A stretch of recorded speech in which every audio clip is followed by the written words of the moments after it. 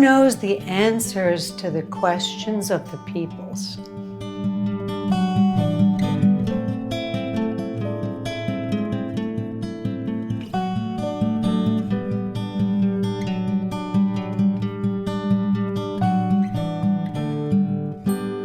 Welcome to Dinner Party Tonight. Randy answers your questions. Always beware of people that refer to themselves in the third person. A couple of weeks ago, I asked people if they felt like asking any questions, and my gosh, the response was amazing. You guys asked many, many, many fascinating questions. I don't know why you're interested in the answers, but I'm going to answer your questions, which we have put into the mystery box. Are you ready for your mystery day? And hopefully it won't be too tedious or ponderous when we open the mystery box. Are you ready for your mystery day? Don't be late, it could be great. Open the door for your mystery day. Let's see what's in the mystery box. Question 1 from Relic Via 4. Oh, it's a multiple questions. What is your favorite color? What is your favorite color? Blue. No. My favorite color is gray, which somebody very swiftly responded is not a color, it's a shade, but my favorite color is gray.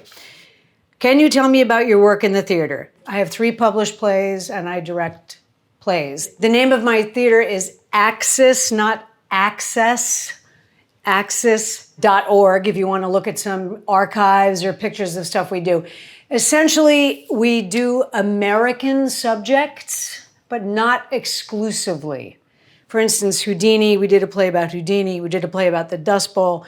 We did a play about colonial times. We did a play about the slave trade industry. And we tend to do American historical, famous stories that we expand or put through a kaleidoscope of the company. We just did, for instance, Shakespeare's Twelfth Night, which was a huge hit, and we're bringing it back September 25th. What is my favorite aspect of it? I have no choice. I have to do it. So that's a very difficult question to answer. If I could do any other artwork, I would, because theater is possibly the stupidest art form and the most brilliant. Okay, what keeps you motivated to make so many YouTube videos employing the crew? What are your long-term goals? For the show, it would be for more people to see it and for more people to have dinner parties if they want to do that, because that's what the whole purpose of the show was. There's so many things to cook and so many things that people might be scared to make for a dinner party.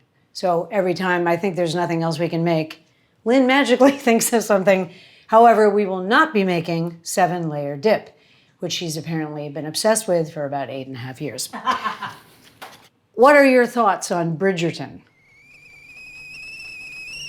I've never seen something like that. I think it's an insult to people watching it, frankly. Terribly written. I understand the concept of the costumes, which I think is possibly the most successful thing about it, in that the costumes are completely incorrect, but in a sort of interesting way. I think it's predictable. I think it's insulting. Not as insulting as Sex and the City. Dawn McFarland says, well, I love a good open-ended question. What is the sexiest menu for a dinner party? Well, number 1, it has to be something so that the boy or girl doesn't think that it was a huge effort or that you're put out or that your apron is dirty. It has to be effortless. That's the sexiest thing you could do. I would say something that's easily digestible in case of you don't want any gas escaping. So I would say the sexiest thing is how you behave. If they come in and you're like, oh my God, I've been hitting you for 8 hours trying to do this and your apron is filthy and you're stressed out and sweating, and it's the sexiest thing is, hey, how's it going? Here's some fabulous food I made. It just took me a few minutes. That's sexy, okay? What culinary destination have you not been to but you dream of? I would say Thailand. I've actually never been to Thailand. I've been to Indonesia, I've been to Cambodia. I'd love to go to Vietnam. The fascinating thing about Vietnam, well, besides many things, the cuisine of Vietnam became sort of threaded with French food. For instance, pho, which is how you pronounce that, might sound very similar to pho, which is pot au feu. Anyways, I would love to go to Vietnam and Thailand. The best dinner party you can remember attending that you didn't host. I don't get invited to a lot of dinner parties. Sad but true. The biggest faux pas a host or guest can make at a dinner party, making anybody feel uncomfortable. Number one. The chicest thing you can do is make every person at the table feel like they're the special guest. And since you said anything, here are a couple of non-food related ones. Which fictional character do you wish was real? That's a hard one. Do you mean that I wish I could meet or was an actual entity? That's a open-ended. Dawn, you did say it was open-ended. Which fictional character do I wish was real? Santa Claus?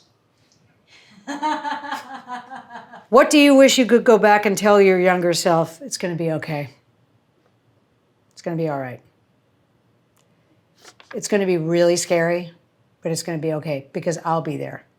Best piece of advice you've been given but find it difficult to adhere to. My father telling me that it's all gone in an afternoon. Try not to react, respond. That's another hard one. There are so many fun things to ask you. Well, I agree, Dawn. This is from I'm MK9988. A majority of my dinner guests generously brought bottles of wine as a hosting gift, but now I have way more than I need. Not sure I understand that. In my small apartment, unless your apartment is really small and they brought 40 bottles of wine. For my next dinner party, is there a good way to nudge them towards bringing something else? I don't want to come off as unappreciative nor presumptuous. Okay, my policy is the best thing you can do is just say. So say, the beautiful wine you brought last time was so good. The truth is, I actually have so much wine from other people bringing me. I already drank yours.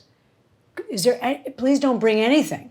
I would start with that. Please don't bring anything. People always ask me and I go, please don't bring anything. I didn't answer that very well. And also your friend online, Monica Movie Star, said it was a good question, to which I gave a very bad answer. I would say, just tell them, please don't bring wine.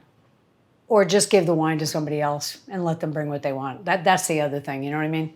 But that's a good question. Sorry I answered it so badly. Tom Sparks, who's a wonderful fan, $60.99. I want to know more about your theater background. Okay. Where did you study? Oh, that's an interesting one.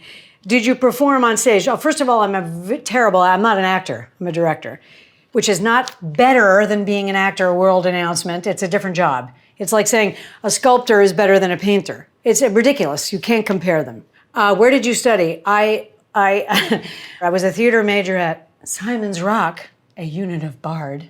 We had a beautiful theater. Now the theater is so fancy. When I went there was only 180 students in my college. Can you believe that? And basically we ran the theater department. And the first play I ever directed, which I just reread, and man, is it good. It's called The Effect of Gamma Rays on Man in the Moon Marigolds. What a title. And then I did Equus there for my senior thesis, and we did a couple of plays I wrote, Blind Spot. It was amazing. We sort of ran the theater department. It was great. Now that it's very fancy there. Like I could never get in there now. They called it the School for Gifted Burnouts. I wasn't gifted, but I was a burnout. Okay. This is from Supersonic Man. Supersonic, gin and tonic. We've always loved hearing about your time in England. Really? I feel like I bored people with that. We visited and loved it. Why did you study there? What is your favorite? Oh, that's great. So my parents got divorced. I had very little relationship with them. I was brought up by a nanny. And when my mother brought us in the room to tell us that they were getting divorced, she was like, yeah, your father and I, we still love you guys. And your sister and I and you yourself, we're going to move to England. And, your father and I still love you. And I was like, hold on a second. Where are we going? So my mother moved to England. I used to wonder why. I think for the same reasons that like Madonna moved to England, because my mother was kind of a jet setter in her day. And she wanted to just turn the volume down on her life like this, And people have this concept of England as being like a slower pace.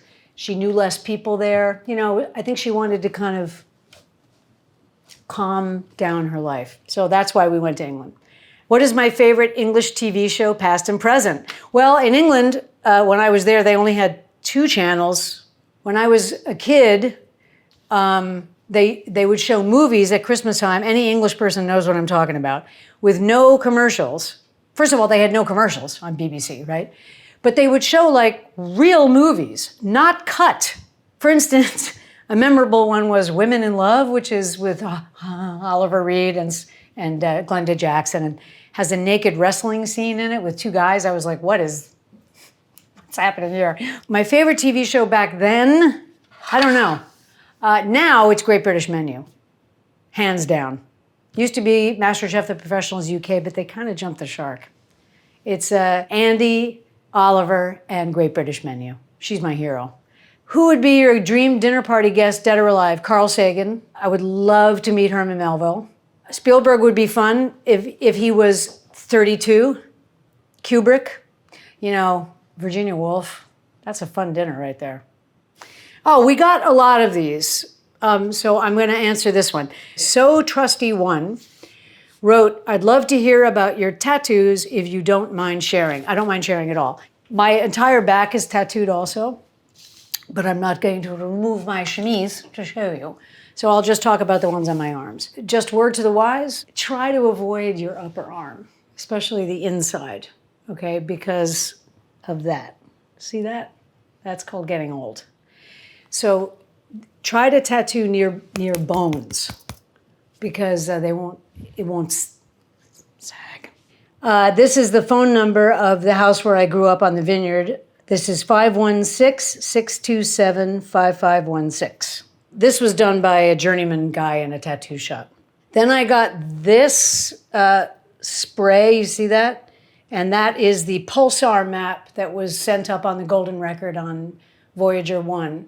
So this is the pulsar map, which if you're apparently a genius or Carl Sagan, you could read to figure out where the Earth is. God knows how you read this thing. And this is the hydrogen molecule, also from the Golden Record. So this says Forever Little Mama, which is for Madeline.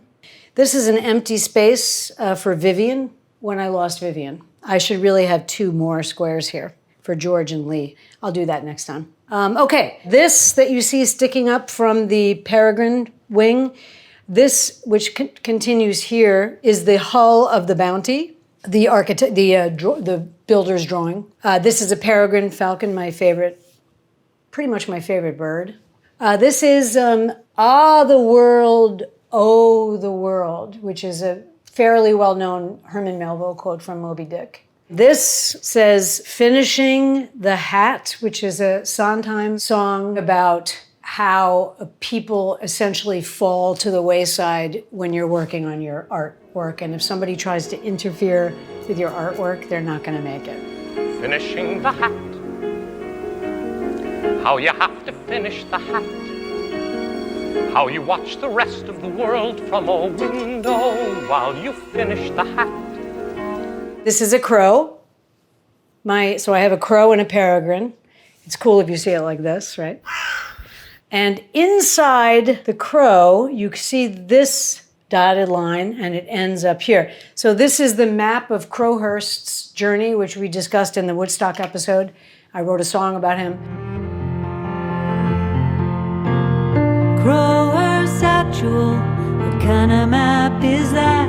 He's got one line for the dream, one line for the fact. We all have a map like He competed in the Golden Globe around the world circumnavigation race in a sailboat when he was basically like a day sailor. And he just parked his boat by South America and wrote down false information. And then when the other master sailors came around the bottom to win, he simply sailed out from South America and was winning and was a national hero.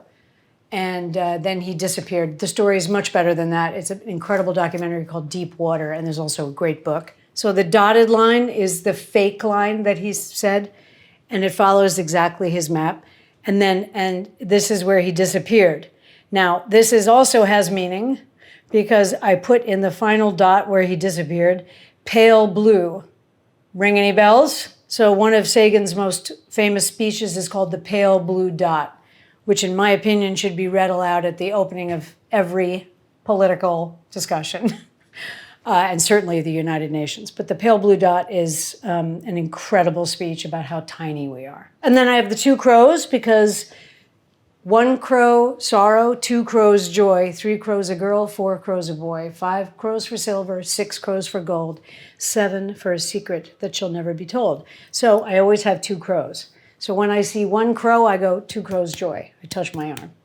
So this is a fern that's coming up from the back piece, which we'll do another time. I wasn't prepared to show the back piece, but this is fern. And then I have the Southern Cross here. These stars, that's the Southern Cross, which I got at Satapak Tattoo, which you might have seen when I'm cooking at the stove, their little thing there. We went to this tattoo shop, myself, Regina, Madeline, and Michael, in Indonesia. There was no electricity, no air conditioning, and the toilets didn't work, but they were still being used. And I got something called hand poke, which was an amazing experience. And the guy did a beautiful job. But it was so painless that I was concerned if he was really tattooing me, actually. But he did. It was quite painless. And the Southern Cross, what can you say? I mean, seeing that was a goal in life. I want to see some whales. I'd like to get in the water with some whales. And I wanted to see the Southern Cross. And I'd like to see an owl flying. I've never seen that. So those are my tattoos. IMMK 9988 asked a couple questions. We've already answered one. Do you assign seating? Yes, if it matters. If there's people that don't want to be near certain people, you have to assign seating. Otherwise, it doesn't matter. Christmas dinner, Thanksgiving, there's a lot of people, so you have to assign seating. The rule usually is you don't put married couples seated together. That's an etiquette rule, but you can if they're uncomfortable being separated. So you didn't ask that, but I'm saying, yes, I assign seating if it matters. If it doesn't matter, I don't assign seating. People go, where do we sit? I go, sit anywhere.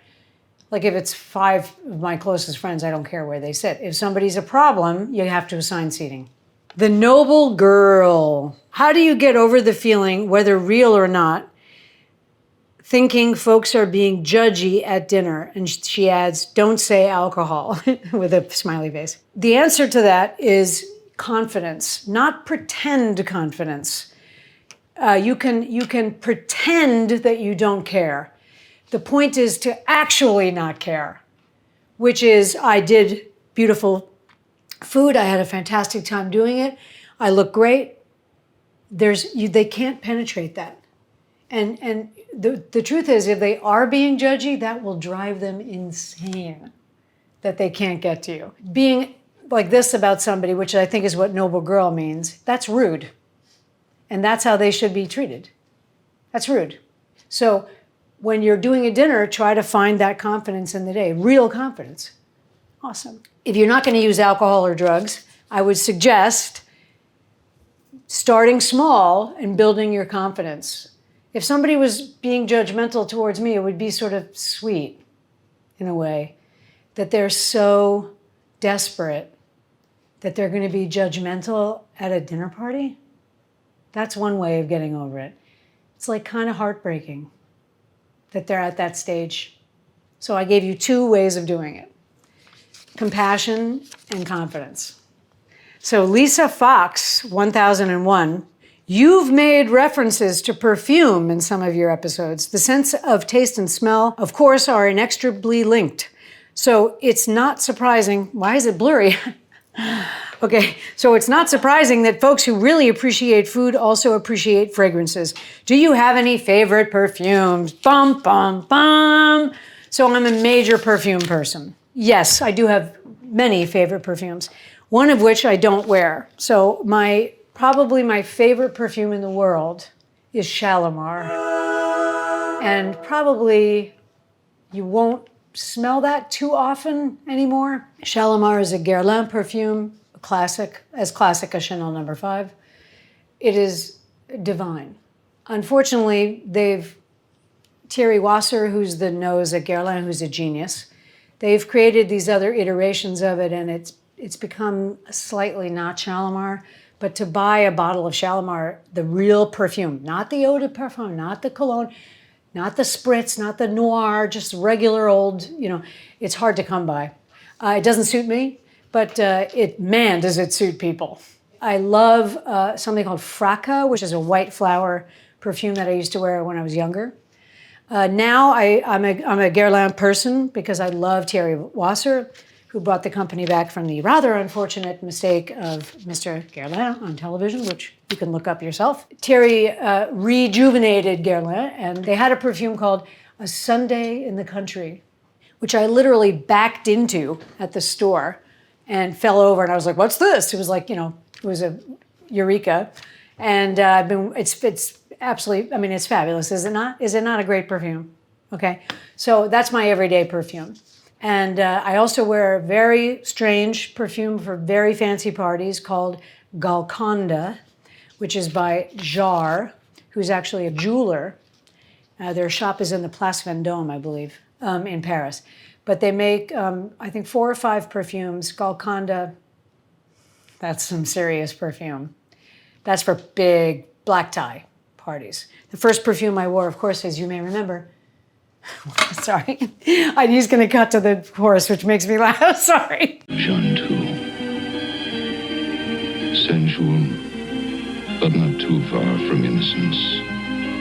One of the things I love about the holidays, Mother's Day and Valentine's Day, is that you get to see the perfume commercials, which are the perfumers, what they want you to think about when you think of their perfume. That is a gift. The most incredible one ever being Charlize Theron's J'adore Dior, obviously. When she walks into the gold pool, makes me want to buy the perfume. Great commercial. I just saw one last night when I went to the movies with the somehow repellent Timothée Chalamet. Am I the only person that feels that way? But wow, what a commercial they made for Chanel Bleu Intense or something. Wow, that was a great commercial.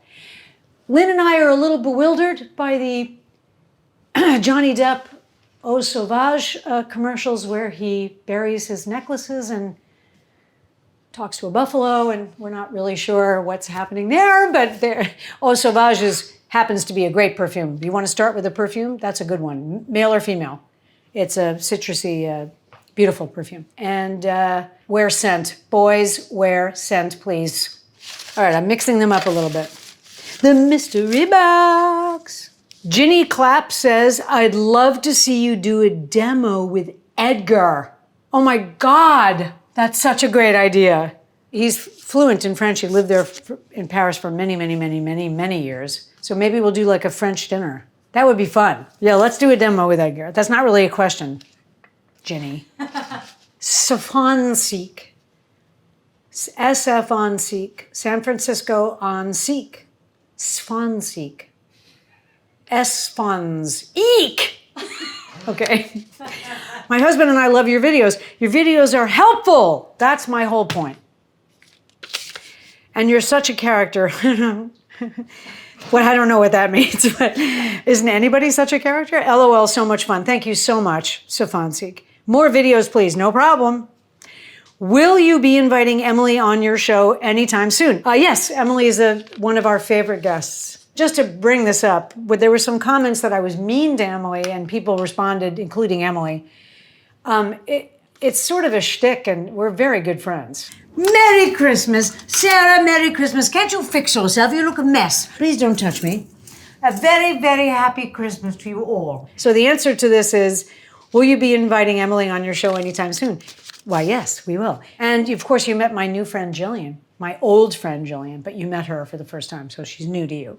Anyways, we'll bring more guests. Jacqueline Bawden. Randy, teach me how to cook brisket in the oven. I have brisket from 5 Mary's Ranch. I'm not sure what that is, but I'm going to look it up. I'm in need of an oven recipe. I don't have a smoker. I have an outdoor pizza oven, fancy pants, and a gas grill. Well, maybe everybody will go to your house for Thanksgiving and Christmas. But I'd like an oven recipe. Thanks, Jacqueline, or JQ. JQ? That's a great nickname. I don't know how to cook brisket, so guess what? We're going to do an episode on it. When I got my green egg, which I haven't used yet, it was one of the things I wanted to make in it. There are several smart-sounding oven recipes I was able to find. Let's do it together. We'll do an episode on how to cook brisket in the oven. I had a barbecue recently. I make very, very good baby backs. I get them from Snake River Farms, which is however humane it can be, it's humane.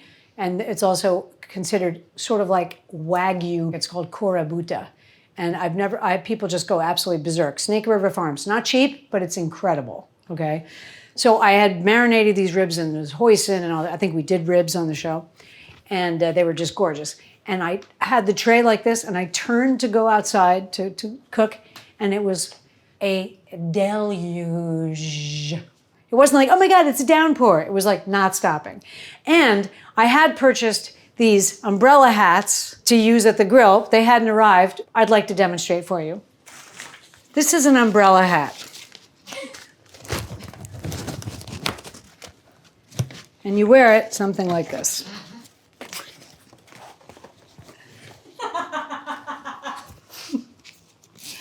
Now, That is good.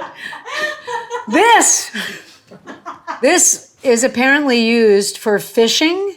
People use it when they're fishing, but it would have been great. I'll just give you the full circle.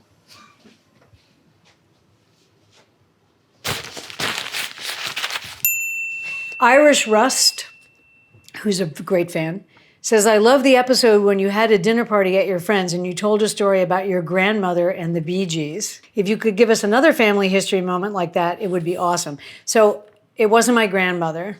It was my father and my father's best friend. And it wasn't the Bee Gees, but it was. It was Robert Stigwood, who was their producer. And that is in the Woodstock episode. Like, I blew it, man! and Ama's like, Stig, it's going to be fine. The movie's going to be great. The band's awesome. And a person asked where the clam eating contest, what episode that was in with Michael Eberstadt. That was in Spaghetti Vongole, fittingly. And then the same person asked, where was the episode about drinking the rum on the roof of the pony shed with Henry White? Which I recently found out. My friend Margot Baylor, whose married name I keep forgetting, wrote in, and I forgot that Margot was there on the roof. That's how much rum we drank as 13-year-olds. Anyway, the Henry White one is in Asian short ribs, if you want to revisit that family moment. If you could give us another family history moment like that, it would be awesome. Speaking of Henry White, when I was 11 years old, I was at Henry White's house, which is gone now. It's a lawn. It was a tree house, 1960s modern, mid-century tree house, directly across the street from our house. And I was over there playing, and we were running out on the little wraparound rickety porch thing to scare birds or whatever we were doing. And I went to the back of his house to get speed up, and I ran like this. And just before I hit the glass, I went to the left side of the open door. I saw it. Otherwise, I would have gone like this through the glass, whereas I believe I went like this through the glass, and I opened my neck. There was me and 3 kids, no parents. The mother enters the house. Now, as a kid, I used to tell the story that it was like this amazing thing. Can you imagine what that mother thought when she walked in that room? The Sharps kid is over here in a pool of blood. Then she has to call my family and tell them that I'm like basically dying at their house. I was wearing a matching outfit with my mother, which was white bell bottoms and a white t-shirt with an embroidered sort of Indian elephant on it, right, with bright colors. My outfit was blood from the neck to the foot. My mother came over to the house. She picks me up, and she's wearing the same outfit. And I'm spurting blood. They have a dish towel like this. They put the dish towel over my neck. It immediately soaks through. Can you imagine how scary that is for the adults? I'm 11, right? And we had a Jeep that had Captain America on the hood. And on the back, it had two hands that said thwap, like that. Chic, okay? And they started driving to the hospital. Now, I know why they did that is because they couldn't wait for the ambulance. Somebody at the house called and said they're driving in a white Jeep with Captain America with thwap on the back. And my mother was beeping the horn, I'll never forget that, and flashing the lights. And finally, cop cars came, right, and stopped us. And they took me in the cop car, which I was like, how is this better than the Jeep? Except that the cop car didn't do this every time you shifted gears, which started to hurt. I was in total shock. This is definitely a big event in my life. So we get in the back of the cop car, and at the time, the show The Rookies with Michael Onkeen was really big. And I kept on saying, just like The Rookies, it's like The Rookies in the back of the car. And they said, we have a 14-year-old boy, the beginning of my being mistaken for a boy. But they said, I thought that was awesome that they thought I was 14. They said, we have a 14-year-old boy with a severe laceration. We got to the hospital. I remember the lights like they show you in the movies. I remember that very well. They took me in the room, and on the day that I had my accident, the head heart surgeon from Mass General was visiting the Vineyard. And they called this guy, because the other doctors knew he was there, I guess. But they had a nurse shortage or a nurse strike or something. This is all 100% true, okay? And they didn't have, there was a terrible motor vehicle accident at the same time. And the nurses, the two nurses or something were in there with that guy. So they wheel me in and they put the green sheet over me, that I remember, over my head. I'm lying on my side with the wound here, right? And my mother had to assist the guy. This is all true. And they took a big needle of numbing stuff before the Demerol and stuck it in the wound. And I screamed, and the blood spurted up in the air and went like that on the green sheet. And the guy lifted the sheet and he said, if you scream like that again, you're gonna die. Don't scream. And he was great. And then I just was like this, and he stuck the needle in this. And then they finally gave me Demerol. When they beautifully sewed this up, I had 52 stitches. And the family story part is that my mother was soaked in blood from here to her feet, espadrilles, everything soaked in blood. This is 1974. My mother was pathologically afraid of vomiting, all right? There was something from her childhood that she could not deal with that. So after I almost died, I'm rushed to the hospital in the back of a cop car, spurted blood all over her, screamed, cried. The Demerol, which is, of course, a very strong drug, made me sick. Also, I had a traumatic accident. And I said, I'm gonna get sick, I'm gonna get sick. And I'm alone in the room, by the way, because there's a disaster at the hospital. My mother just goes out the door. And I'm there and I can't move because I have all this like plastic thing that's drying on me or something. I don't know, I forget what that was. And I was puking like this, because I didn't have a basin or anything. It was like a nightmare. But the amazing thing was that she left after holding the clamps with the blood coming up and everything. The minute I was like, I'm gonna get sick, she's out of there. Anyways, there you go. If you want to hear more family stories, you could always go to the finger bowl episode, the table setting episode. There's some great stories about my dad. My father took me on some amazing trips. And one time we went to Germany and we were looking at very fascinating houses. Then my father decided he wanted to go see Berchtesgaden, which was Hitler's country home. It's a complicated issue visiting places like that in Germany. Not only that, but I was probably 12 and night was falling. The road to Berchtesgaden in my memory is like this. There's signs everywhere. Verboten or entrance forbidden. Huge signs saying closed. Night is falling. We start walking up just this paved road. My dad's in this like mood where he's like walking up the hill. And there's no guards, it's closed. The place is closed. It says closed today. Then halfway up this huge hill, I mean, maybe my memory's wrong, like this, we start seeing signs that bears. Bears, beware of bears. Bears, bears, bears, bears, bears, bears. Now it's dark. And there's no punchline to this. We're climbing, we're walking up this. Finally, we see silhouetted against the darkening sky, the shape of Berchtesgaden. I said, that's it. I'm going back down. And I turned around and we had a big fight and I walked back down. I'm like, we can't get in anyway. It was horrible, actually. It's a bad story. Sorry. On the same trip, I used to take my shoes off under the table all the time. And I had these beautiful boots that I bought in Munich that had heels. They had little heel. I was obsessed with them. They were brown. And but I used to kick my shoes off under the table, which is really bad manners, right? And I did it all the time. My dad would say, please don't take your shoes off. We're in a restaurant. Don't take your shoes off. And then we were at this very fancy restaurant and we were eating dinner and it was this fabulous, multi-course thing. And then they had this big dessert tray and the guy was going around the other tables with it. And then he came up to our dessert tray and he goes, would you like any dessert? And I'm like, absolutely. And he lifts the cloche and under the cloche is my boots that my father took surreptitiously when he went to the bathroom and said, bring these to her and serve them to her. Awesome. Vera Coelho. She says, hi, have you ever been to Portugal? If so, what did you eat besides the pastéis de nata? I have never been to Portugal, and I would love to go. It's supposed to be just incredible. There's also a big expat thing with Americans going there, moving there. My neighbor moved there. I would love to go to Portugal and try everything. Sorry, I can't answer that, Vera, because I haven't been. Terry Main. I can't seem to relax when hosting cooking for guests. Any tips? Rome wasn't built in a day.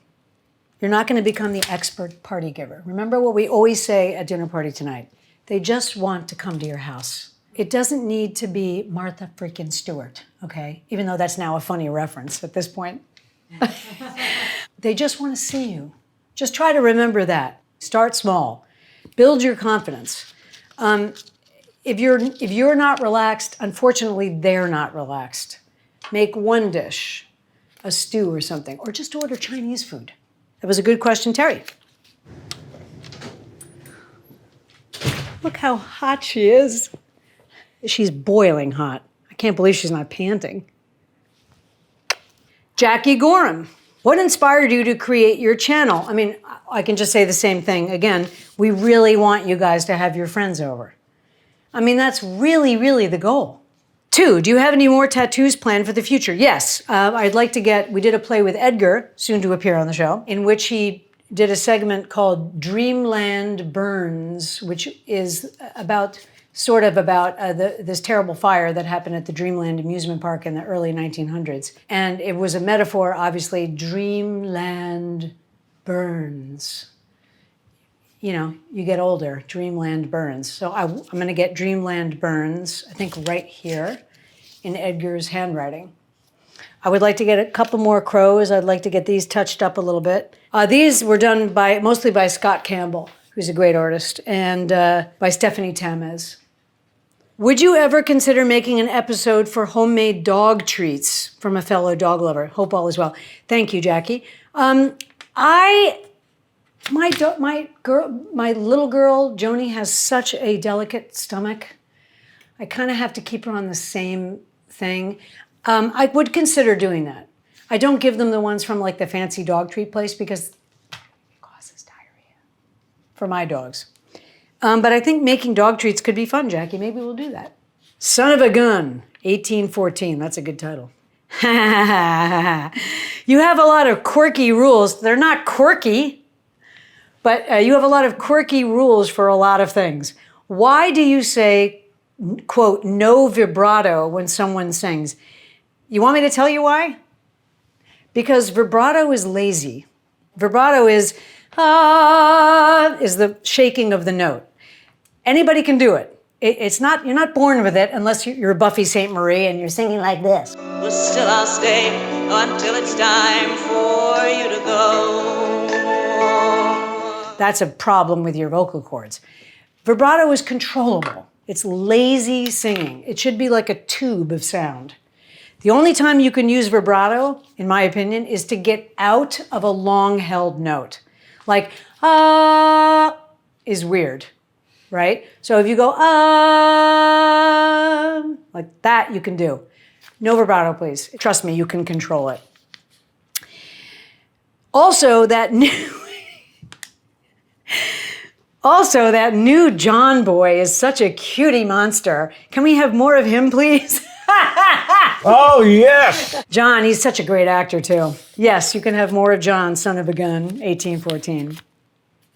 This is related to an earlier question. Chris Braca, when hosting a dinner party, what is the etiquette when your guests ask if there's anything that they can bring? Do I say nothing or ask them to bring dessert or wine? Thank you so much. Etiquette, okay, what are manners? Manners are affecting the people around you the least amount.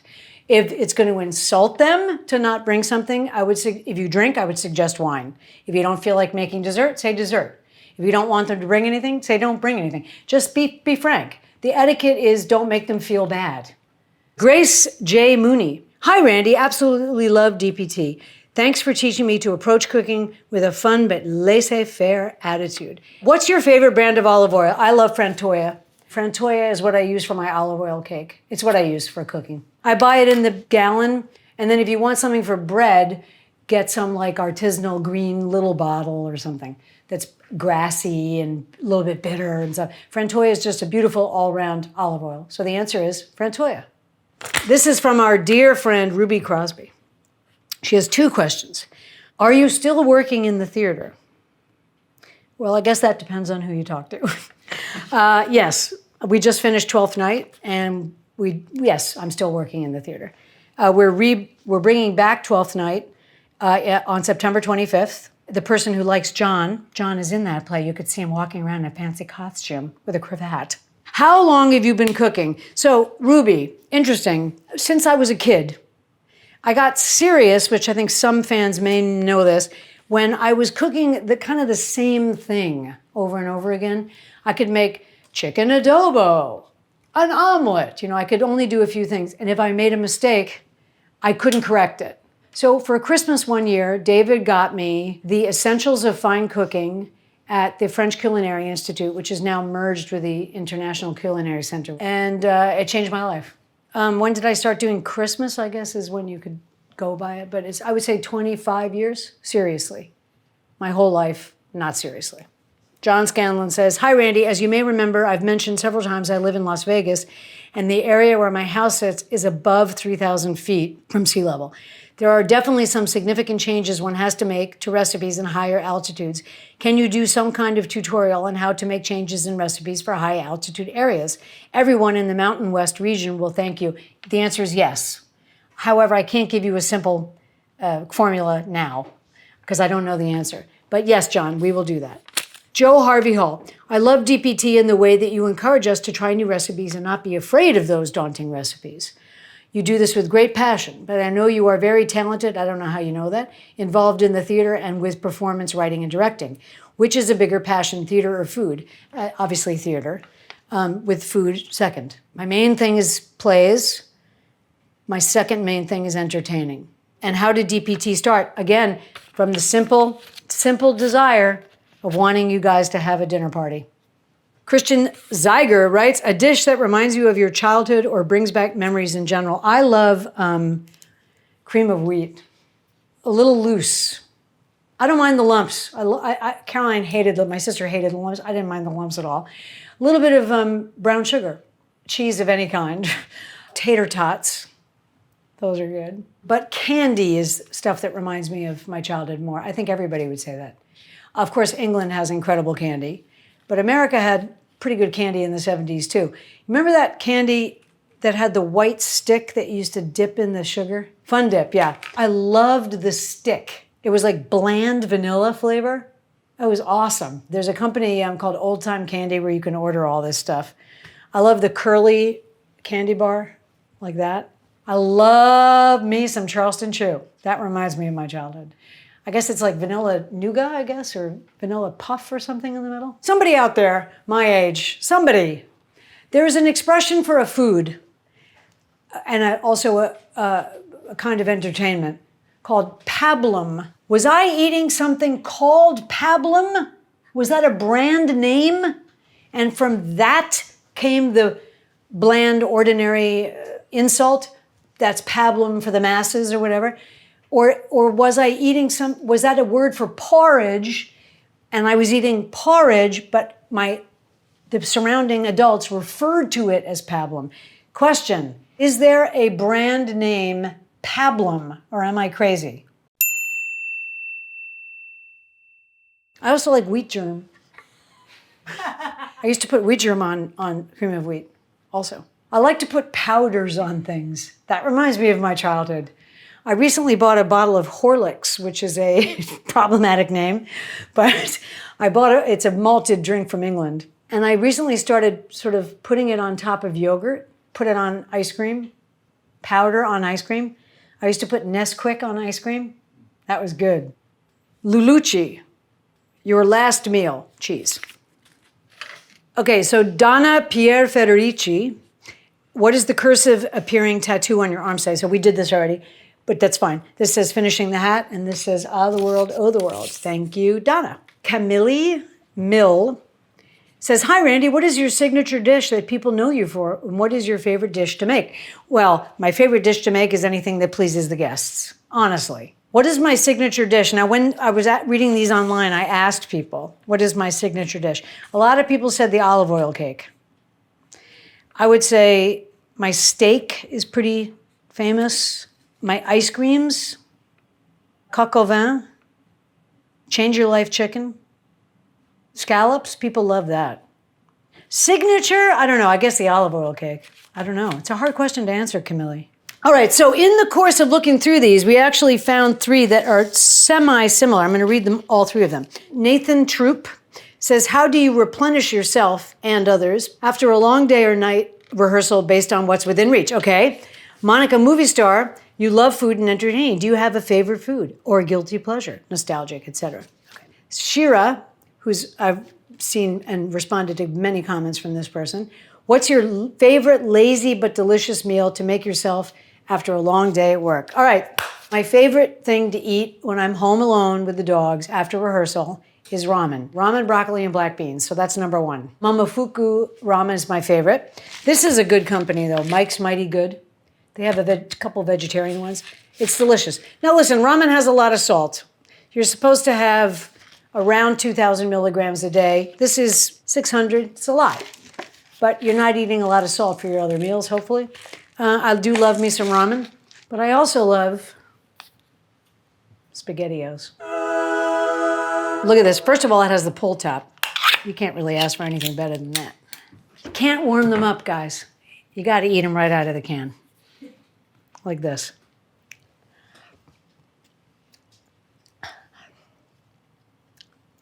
I'll eat soup out of the can, too. This tastes slightly like vomit. It's pretty good, though. After the water and tomato puree, obviously, is the pasta, which is wheat. And then the next ingredient is basically sweetener. It's quite sweet. Does it claim to have cheese in it? That might be what it is. Yes, it's the cheese. Now it's not so bad. Missy Scanlon, 3401, writes, are you going to write a cookbook with a praying sign? Most of the things I make are already in cookbooks. Am I going to write a cookbook? I'm sorry to say I don't have plans to. John 2029, how did you choose the name? Because I wanted it to be dinner party tonight. You're doing it tonight. Not dinner party ideas for some future date. It's dinner party tonight. Do it tonight. Who are the crew members and how did you meet? Well, I'll tell you how I met our main camera guy, Nicholas Goldner. He used to work for TDF Theater Development Fund. And TDF had requested to make small movies introducing people to off-Broadway theater companies. Nick came down, I didn't know him, and he shot us talking about our style of theater. It was the only time I've ever been filmed in my life where I didn't look completely horrendous. So when we started talking about making the show, I said, let's get that guy. Second camera switches around. Today we have Chris Aran. We have sometimes Shahar. We have sometimes Adam. And we used to have Hightow. Is that the worst thing I've ever given you? Yeah. Lynn, my producer, I met because she appeared in my movie. We've been working together ever since. Then Lynn started making props and doing all these incredible things at Access. And we started talking about doing a cooking show, and Lynn is a great producer. So Lynn I met through acting, and then she also produces movies, became the producer. Regina Betancourt, who's our still photographer, I met because our good friend Bob Kukuza taught an acting class at my theater. And we went down there, and there was this incredible small person with a great accent and this incredible redheaded girl. And at the end, I said, get me the little girl with the accent and the redheaded girl. And it was Britt and Regina. And then Regina became an excellent photographer. So obviously it was easy segue. Paul wrote the theme music, Paul Carbonara. I think you know him. We also have Brian Barnhart, who's a great actor at Access, just recently played Malvolio. And he also does social media with Regina. Oh yeah, we have other editors. It changes a little bit, but it's always myself, Nicholas, Lynn, and Regina, at least. And what made you choose your dogs' names? It sounds corny, but I didn't choose them. The dogs kind of told me their names. Like I always tell you the story about Leonard, that I wanted to call him Doc, which is a fantastic name for a dog. And I was calling him Doc, and he was like, my name is Leonard. Maud, I do have a connection to, which is Harold and Maud. You see, Harold, I feel that much of the world's sorrow comes from people who are this, yet allow themselves to be treated as that. But it also suits her. I mean, that's her name. And Joan's name is obviously Joan. I mean, it's hard to answer. They told me their names. Lisa Berlin queries, can you get us into Via Carota? If I'm there, possibly. They do know me as a neighborhood person. But no, I can't do it via phone or anything. But you know, you can get in, especially if you live in New York, go at 3 o'clock. Or go on Sunday at 10, because it's before the brunch people come. Bab Smith says, I'm so intrigued by the way you grew up and your big city lifestyle. Can you give a quick overview of your life? Oh my God. When you lived where and what it was like, how you ended up where you are. And shame on me, I still want a house tour. We're going to do the house tour.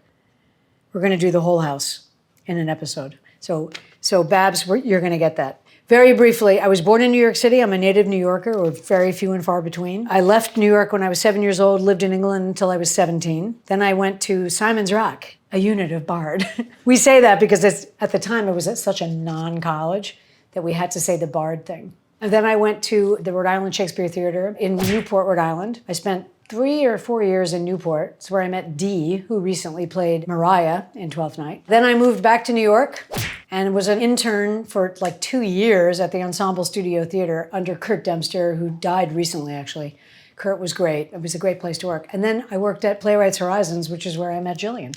And then I started a theater in the back of a gallery. They would leave the gallery and then we would do the theater, literally in the gallery. And then we were walking around and we saw Access was empty and we ended up there.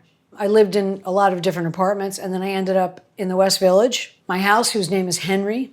So Henry and I have been together since 1998. Took about 10 years for people on the street to accept that I was not a fly-by-nighter. Now they come and say, can you please talk to the board about the new restaurant on the corner? Like suddenly I became the mayor. But it took a long time. The West Village has grossly deteriorated in terms of the quality of life. The only hope we have is that Areas like, for instance, the hip meatpacking district are now ghost towns. So hopefully this influx of activity in my neighborhood will go away and they'll go somewhere else, which is what happens in New York. It's packed day and night with out-of-towners, very unruly kids who somehow can rent apartments in the West Village. It's a little rough down here right now. Coming back from the theater, my theater's very close. It's can be a little hairy walking home. Gladys Quesada, 9864. Which spice is your favorite to make just about anything better? I love pepper. I like telecherry for black pepper, white pepper for delicate things that need a floral pepperiness to them, green peppercorns. You can get all of these at Spice House, the indomitable company. If you want to be fancy pants, you should have black pepper, white pepper, and green pepper. But you know what you need is pepper. You don't need any of this fancy stuff. Does that answer it, Gladys? I hope so. Joanne Vecchio, 6538, says, I think you live in Manhattan. If so, what is your favorite restaurant? Via Carota. It's like being at home. I would say Via Buvette. The only problem is the tables are very small. Via Carota is a little more expansive. I love Commerce. These are all Jody and Rita restaurants. In terms of super fancy, Le Bernardin, hands down. I've gone to a lot of fancy dinners. One of the best ones I've ever had was Eric Repair's Le Bernardin. It was so beautifully timed. I like Gabriel Cruther. These are fancy restaurants. Most people don't know about this guy. He's an important chef. He's from Alsace, which happens to be where my ancestors are from. But the food is incredible. And it's this vaulted space opposite Bryant Park. Yeah, I would say Via.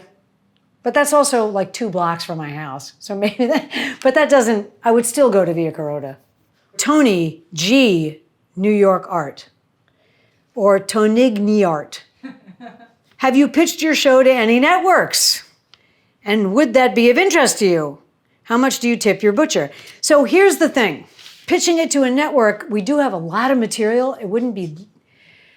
We could do that. I do have interest in that, but we have not pitched the show to a network, and it would be of interest to me to be on TV. How much do you tip your butcher? First of all, it doesn't matter if they have a tip jar. Trust me, it's okay. I usually tip 25 or 20%. So based on however much money you spend. At Hudson and Charles, I give $20 even if I bought a potato roll because they're an important company to me. And the guys are great. What I usually say is if you feel awkward and there's no tip jar, you just go, this is for the shop, and just put it down. They'll never act surprised because you're supposed to do that. So tip your butcher, and the answer is about 20%. Judith Nevitt. No matter what I do, fresh, strain, swirl the water, can I poach my eggs right? I believe we showed egg poaching on the Eggs Benedict episode. Ta-da! Val Fletcher, 9285. You often refer lovingly to your mom and dad and childhood. What was your early life like? And I also hear you refer to your friends. Introduce some of your friends. I think we've had so many friends on the show. We've had Eric, we've had Emily, we've had Britt, we've had Regina, we've had the crew coming in and out. We've had Brian, we've had John and Jillian. I'll introduce you to more friends. Apparently I'm not enough for you. Val. My early life was weird. I was taken out of school when I was 7 to go to England. It was a little disruptive. I love your JRT dogs. My best friend is Fletch, my long-haired Jack Russell, who is so laid back, smart, and soulful. Is he more laid back, smart, and soulful than this dog? Hi. Love your videos, says Cindy Rocks 322. I'd love a segment on appetizers. Well, we've done some appetizers. We did snacks with Jillian Gunther. We did party cups 3 ways. We did quick fancy appetizers, etc. But why not make a couple more appetizers? So I think I'm going to just go ahead and do that right now. I know we made lobster party puffs, which are Christmas level fancy. But I thought because it's basically summer, perhaps we could make lobster roll on toasted brioche buns. Substantial snack. Want to do that? Let's do it. Okay, first of all, we're going to boil our lobster. We have some boiling water, to which I'm going to add a little vermouth because a little vermouth never killed anybody. And also never add water, add flavor if you can. So I'm adding a little flavor. I'm also going to throw in an old lemon, what I used for a twist. I'm just going to cut it and I'm going to just float it in the water. Okay. These are very small lobster tails. They're 4 ounces. But I buy them small because the smaller they are, the sweeter they are. So I'm going to do them for 11 minutes, which is generous, actually. But we're making lobster salad. But anyways, I'm going to give them a quick rinse because I don't know where they've been. Okay, here we go. 1, 2, 3. And I like to sort of make sure that they're all, yeah, there you go. So I'm going to cook those for 11 minutes. In the meantime, I'm going to cut the celery.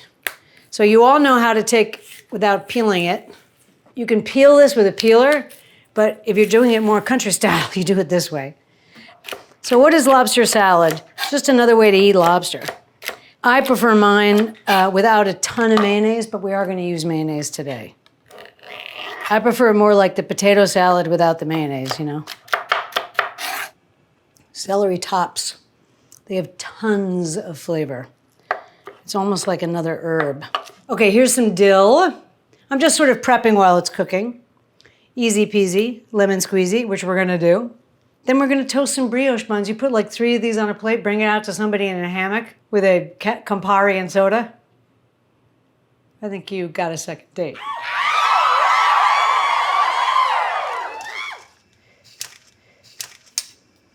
Okay, I'm gonna get some ice. I like to open them and put a piece of ice in the crook of their tail. Voila. So you know all those pieces of butter that you have in your refrigerator from, oh, I only have one, from those annoying recipes that want 6 tablespoons instead of 8.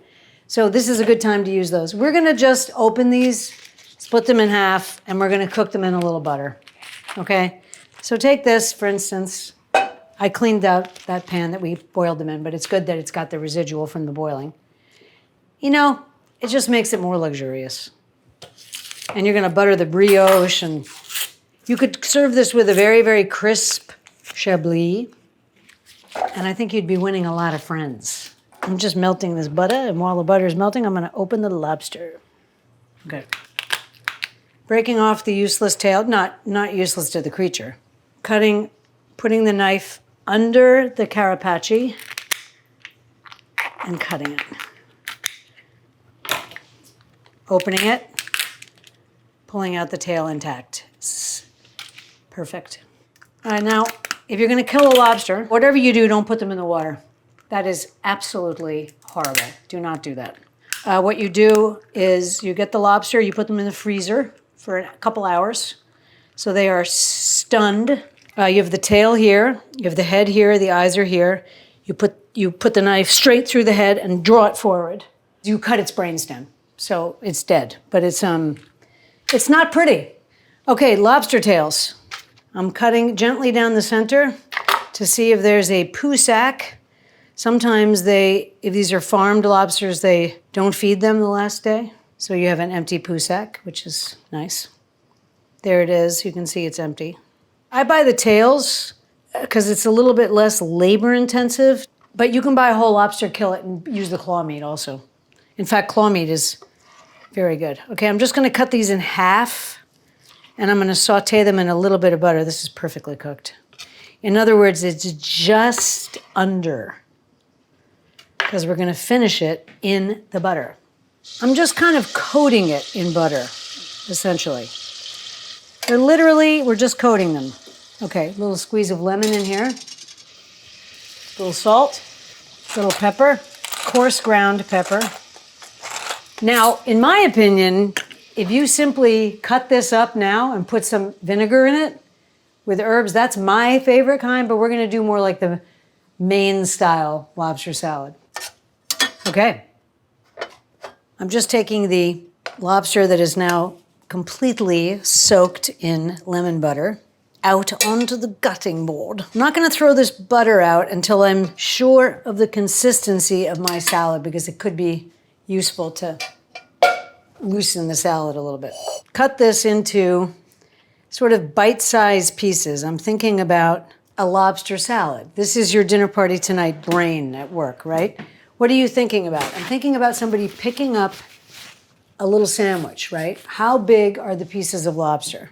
I'm just gonna go like this. I'm gonna cut each half in half, and then I'm just gonna do this. So what do you think about that size? You don't want to make it too small.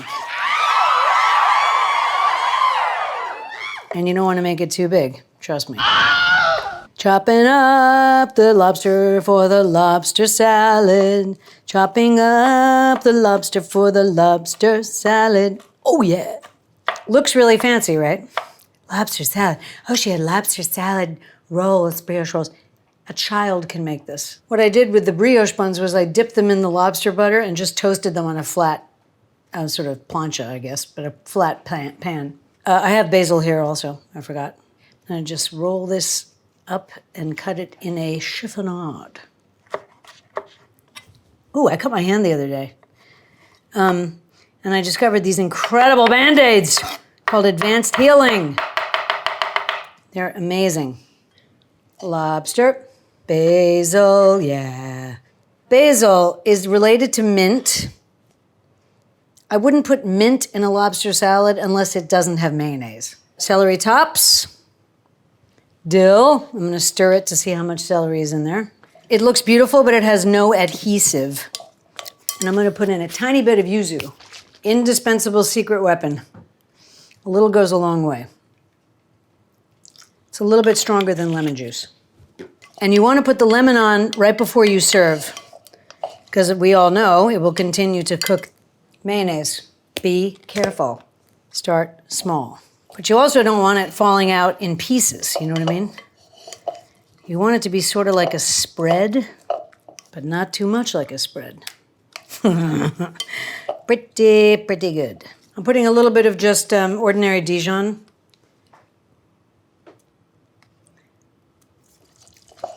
Okay, that's delicious. Oh my God. Try to get it all the way to the edge before you put the top on.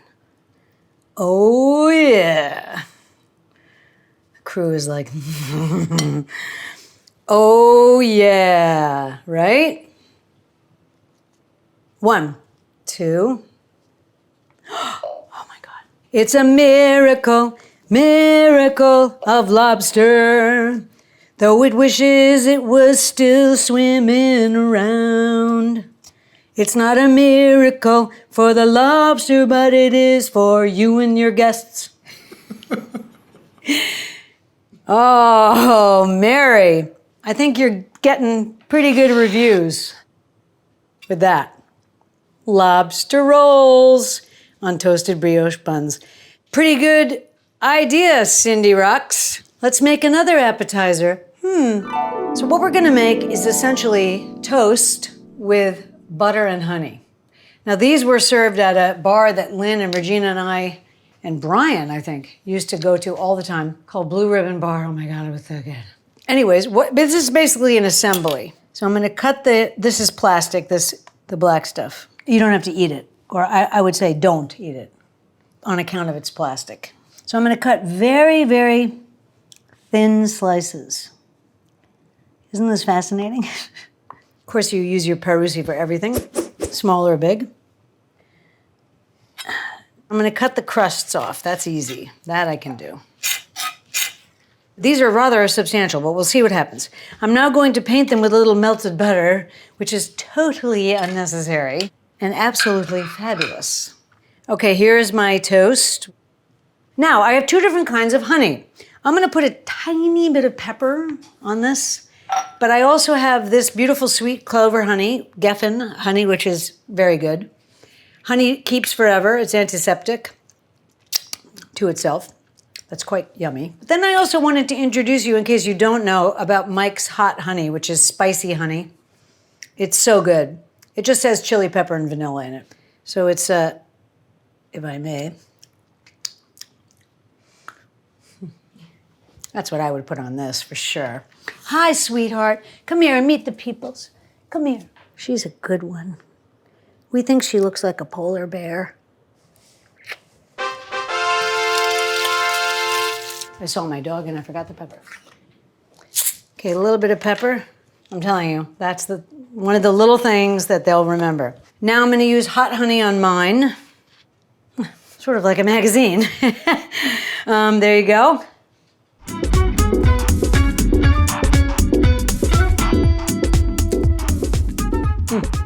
I'm gonna use this because I think it's really good. Toast points with cheese and honey. These could be half the size. In fact, I could cut them in half. Don't do it this way. Cut them in half before you put the honey on. Hilarious. The crew was like, "It looked fine. Just leave it." Well, now it's more of an appetizer. They're like a magazine. Oh, toast points and Manchego. Much better. Oh, what are you watching? Want a little appetizer before dinner? Joni, give me a kiss. Thank you, Mama. I love you too. We'll watch Below Deck tonight. Back to questions. Aris Ducuto asks, "Hey Randy, I hope your day is going well. I want to ask what's the most memorial," I think she means memorable, but that's fine, "that you ever prepared, and what dish do you think is the most underrated?" I would say last year's Christmas and Thanksgiving. But I'll say that about this year. I was pretty proud. Also, the Memorial Day barbecue this year was pretty amazing. What dish is the most underrated? Cheese? Speaking of cheese, I happen to have a string cheese right here, which is one of the things I really love, even though this is probably the most processed thing I eat, except for the rare Impossible Whopper. Did anybody ever think, did a cheesemonger ever think that this would be a cheese? Tamara Jackson, 5398, says a very interesting idea here. Wanting to start a cookbook club. Highlight a cookbook, meet, and everyone brings recipes from that book. That's fantastic. Think if we have Italian, Greek, Mediterranean, decor to match. I'm into it. That's a great idea. Tidbits of info on food and history. Any suggestions on how to start, hosting tips, etc. Would love any and all feedback. Happy cooking. Tamara, I'm so sorry if I'm saying your name wrong. What a fantastic idea. I would say, which you already know all these things, keep it small. Don't invite 10 people in the club. First of all, invite people that you trust and like. And you would have to tell each other savory, sweet side, main. You'd have to share that. But I don't think you should share anything else. And then they should prepare a little short, under 3 to 5 minute presentation on the dish or their thoughts about the dish. My advice, it doesn't sound to me like you need any advice. This is a great idea. I love the decor to match. And you could do famous people, newly famous people, James Beard winners, Michelin star guys. That could be so fun, as well as regions. Wow, what a great idea, Tamara. Libby123, V-neck white t-shirts are my favorite. Where do you get yours? Well, if you're really a V-neck t-shirt wearer, you know how difficult it is to find a decent V-neck t-shirt. This one is the Gap, believe it or not. I like it because of its length. It has a very nice length, and it has a nice sleeve. It's hit or miss, baby, as you know. The Gap organic cotton ones have a nice cut. That's this one. On the high end is James Purse, but they're quite fitted. They're like your sexy t-shirts. They're a little bit fitted. James Purse, if you want to just see a ridiculous price tag on a t-shirt. Those are I have 2 of them. They're called my cocktail t-shirts, right? I'm going to wear one to a wedding on Sunday, for instance. American Giant has a really nice women's V-neck that's very beautiful fit. It's a tiny bit too long. I'm only 5'4". It's a teeny bit too long.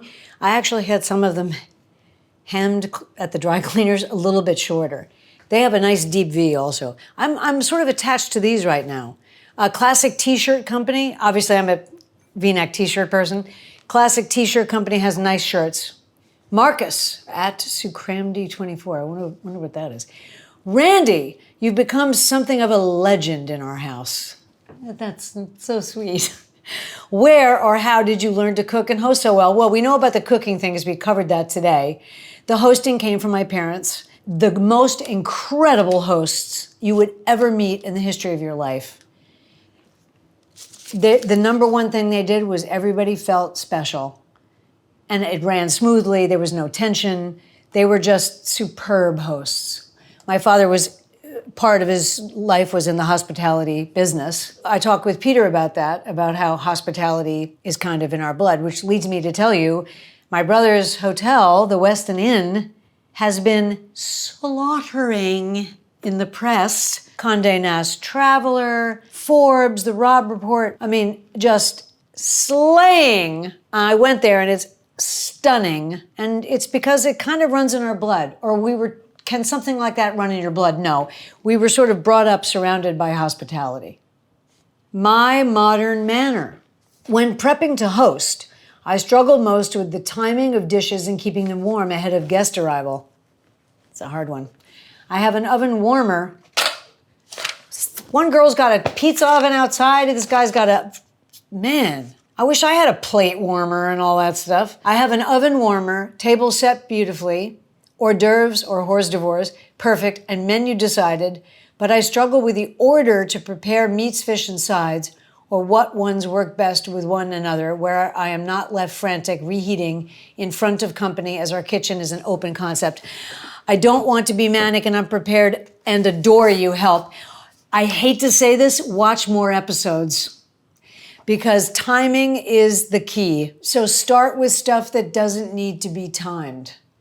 So for instance, start with a meal that has an hors d'oeuvre that you make on a plate, cover gently with saran wrap, and it goes in the fridge. Nuts, booze, music, candles, right? You serve the hors d'oeuvre, and the other thing is coq au vin or beef bourguignon, same dish, or something like that, corn chowder or something that you don't have to worry about that, which will build your confidence. And then timing is learned. It's an ingrained thing, but you'll learn it by continuing to do it. You obviously host, so keep hosting.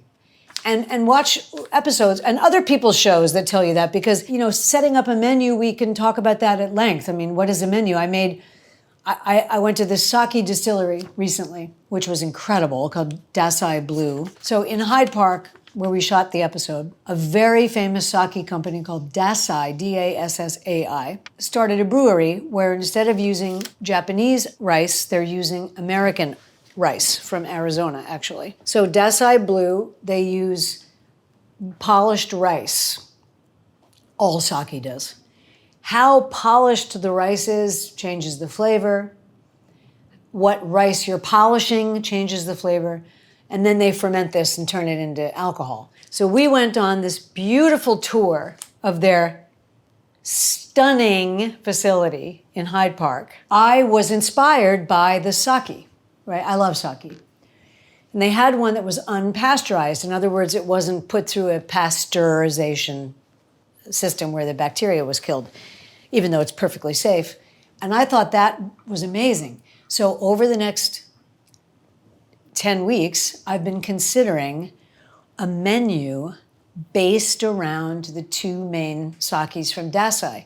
It would begin with the ultra-filtered, ultra-pure one, and it would move into this sort of unpasteurized, bigger tasting wine.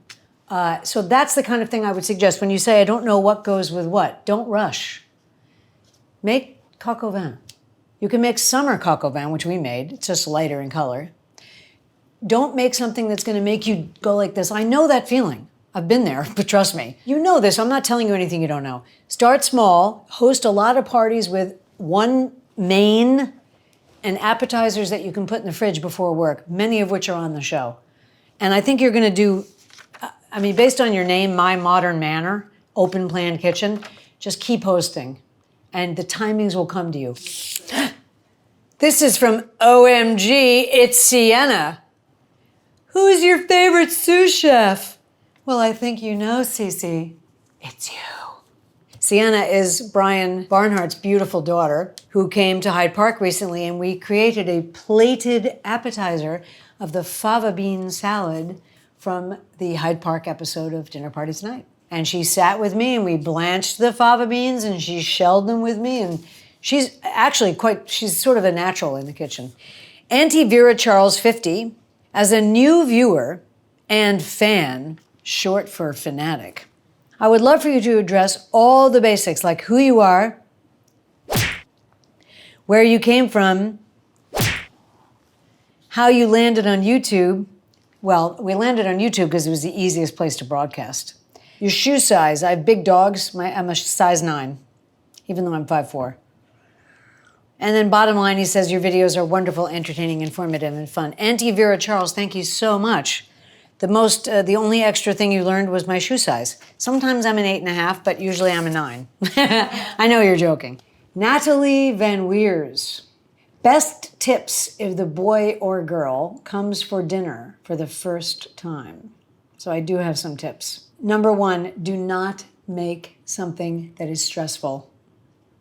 One pot. You don't want to be worried about that. Make a fancy little doodaddy appetizer that you can make in advance, and then give a nice, even spaghetti and sauce with bread, okay? Do not wear a dirty apron.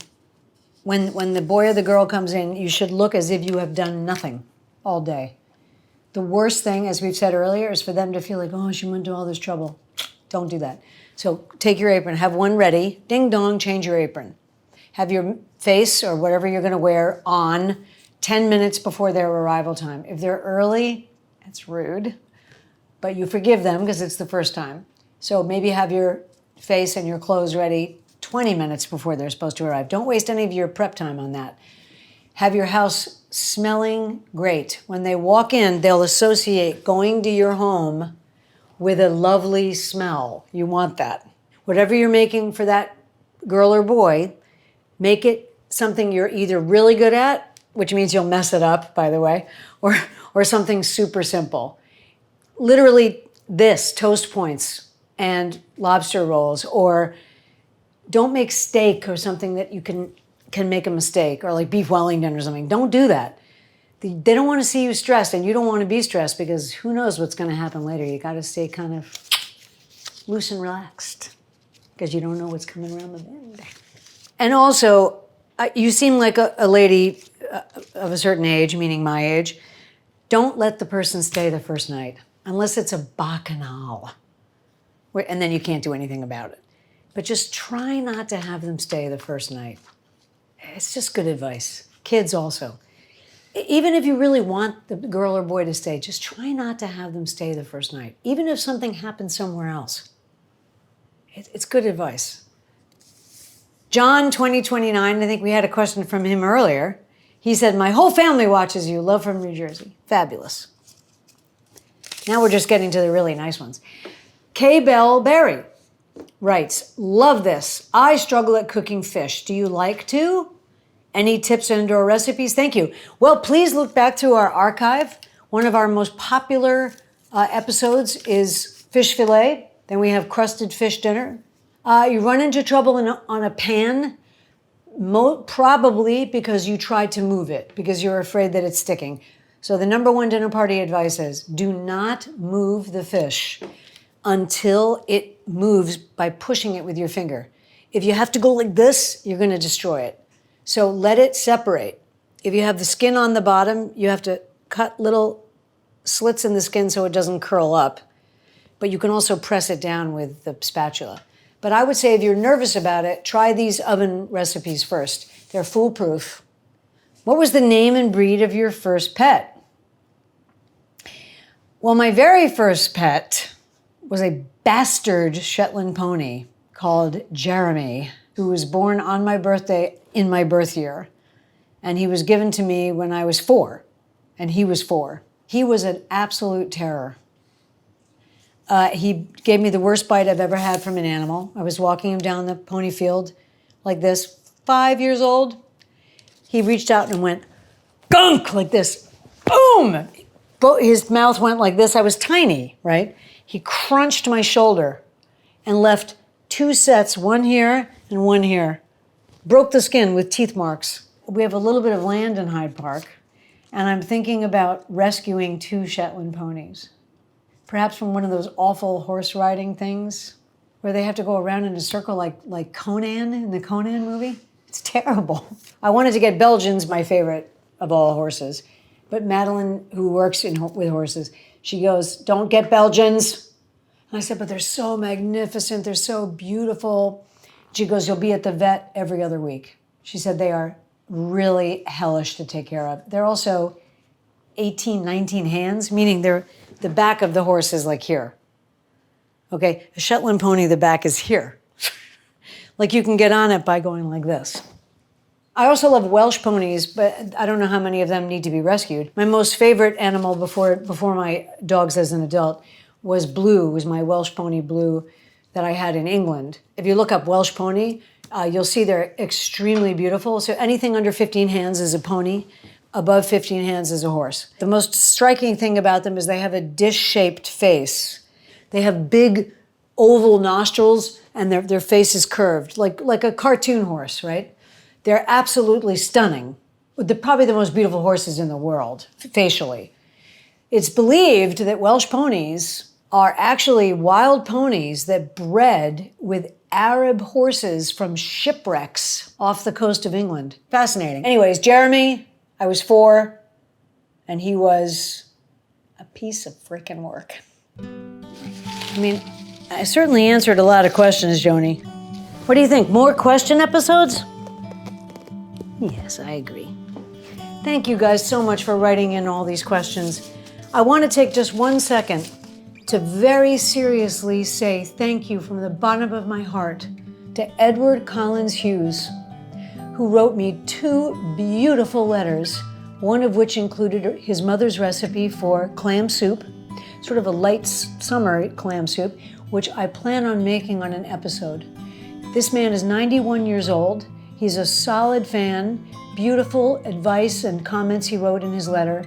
I just want to thank you, Mr. Hughes, for sending those letters to me and for your time watching our show. Thank you so much. And I hope you got my letter back. We answered a lot of questions and that was really fun. So continue sending in questions. We may have like specific times when we say, send in your questions. We're going to do a question episode. But if you have anything really urgent that I didn't answer, you can ask again and we'll throw it in a regular episode. So as usual, we would say to you, you can hit the like, subscribe, bell button. We're not sure what it does. Apparently it helps. If you feel like hitting it, hit it. And we don't know how to thank you guys for watching Dinner Party Tonight.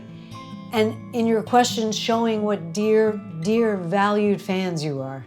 I mean, it's incredible what you guys wrote. That you really watch the show.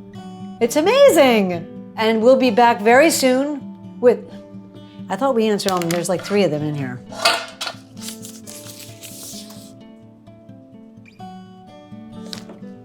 William, will you try juggling 3 eggs on an episode? The problem is I don't really know how to juggle at all. Reggie, bring me, do you see the 3 oranges? Can you bring me 3 oranges? Sure. Let me see. And while you're here, why don't you eat one of those sandwiches? Yeah. Take a sandwich to go. Take a sandwich to go.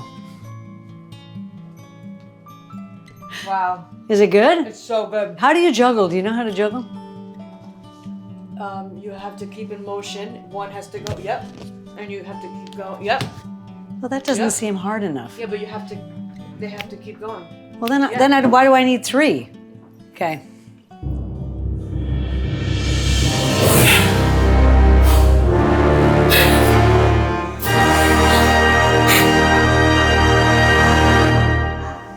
Thanks. It's a miracle, miracle of lobster, though it wishes it was still swimming around. It's not a miracle for the lobster, but it is for you and your guests.